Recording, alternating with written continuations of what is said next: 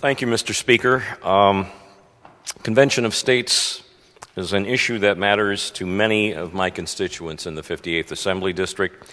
To date, 297 constituents have contacted my office, and of those 297, 278 constituents are in favor of the Convention of States, 14 are against the Convention of States, and 5 just contacted my office for general information, didn't have an opinion one way or the other. But these 278 constituents want to see the federal government on a fiscally sustainable path. They're asking for a Convention of States for amendments that focus on government spending, reining in the power and jurisdiction of the federal government, and term limits for elected officials in the federal government.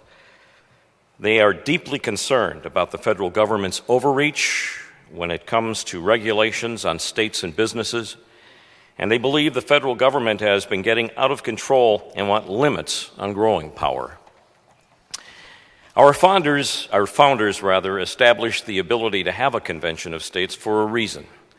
It's about the checks and balances that were put into place when it was ratified back in 1788. If this issue didn't matter, those 278 constituents of mine would not even be concerned. It would not have the momentum across the state, nor would it have momentum across the entire country as it does now. The national debt now stands over $28 trillion, and a Convention of States can help the endless rise of debt.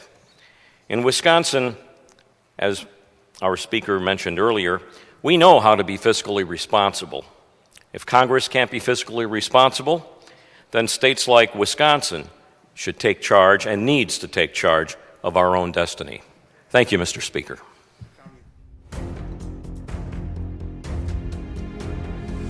I'm here live in Philadelphia at the Tomb of the Unknown Soldier. When you hear the phrase lives, fortunes, and sacred honor, these are the folks we should think of, those who anonymously gave their lives. Well, today you have a chance to volunteer. You need to volunteer for conventionofstates.com, the movement that's going to save the country.